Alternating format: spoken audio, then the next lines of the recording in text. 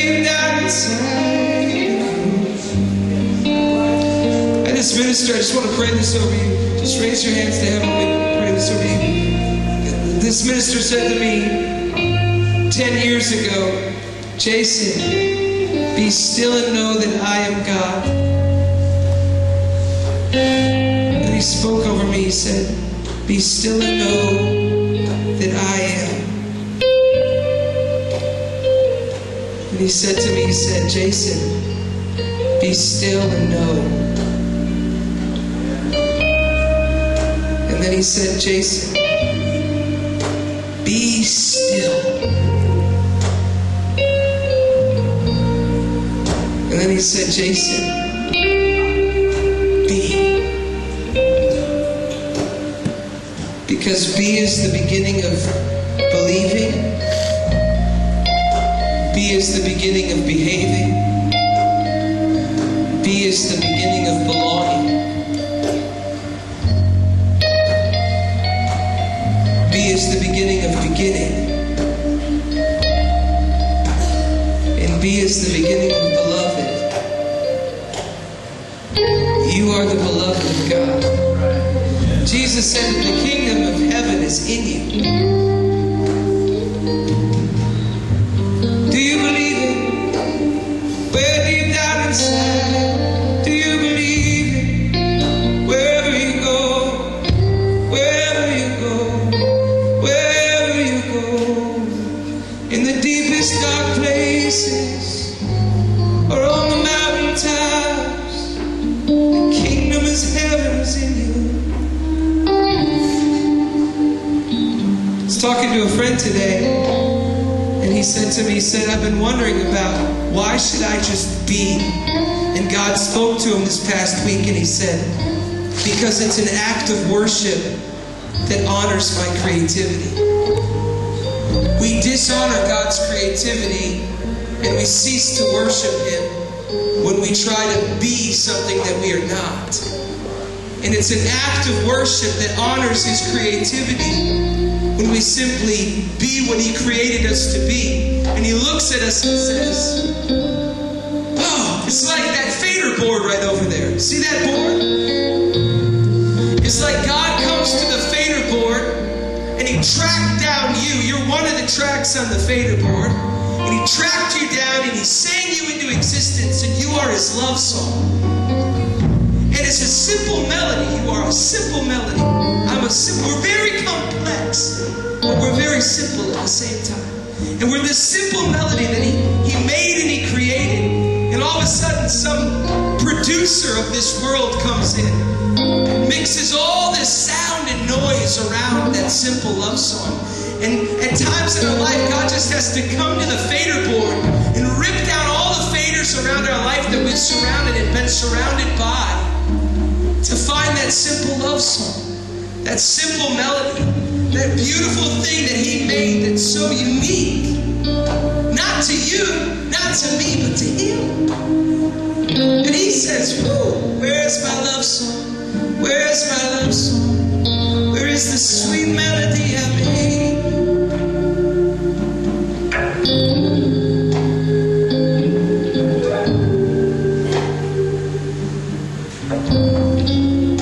And so this is what happens to us in life.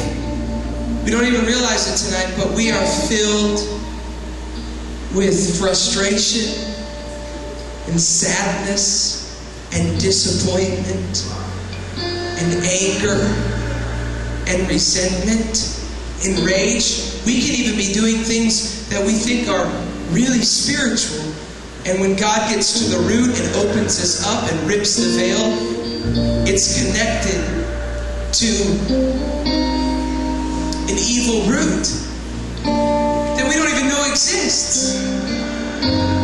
And God is so cool because He's not this competitive, scared being. He's God. You know, God isn't religious, because He's God. And God isn't competitive because He's God. You know what I mean? He's God. So He looks down and He says, okay, you want to create all these attachments, these things that you want to hold on to? whether they be, or whatever they are, they're just attachments. And God says, I want to bring you to new levels of glory. Let's not try to make that such a spiritual sounding thing. Maybe how can I say it?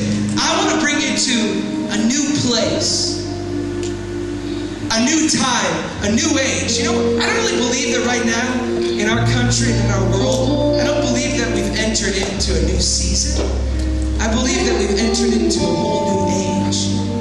I believe we're in a whole new time. And I believe that God's like saying, okay, you want to enter in to that new place?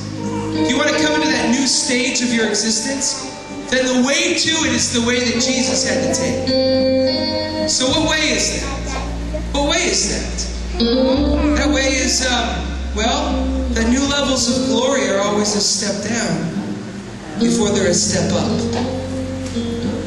If we want to get to a new place, we can't be afraid to let go of the last place so that we can get to the new place. So God says to Israel, you want to circle that mountain a while? You want to just circle the mountain? I've asked you not to go up the mountain. I've asked you to come down the mountain, even to the heart of the sea, which may very well at that time have been the lowest place on the planet. I want you to go to the lowest place and descend the mountain so that I can take you to the new level and the new place of freedom that I have for you.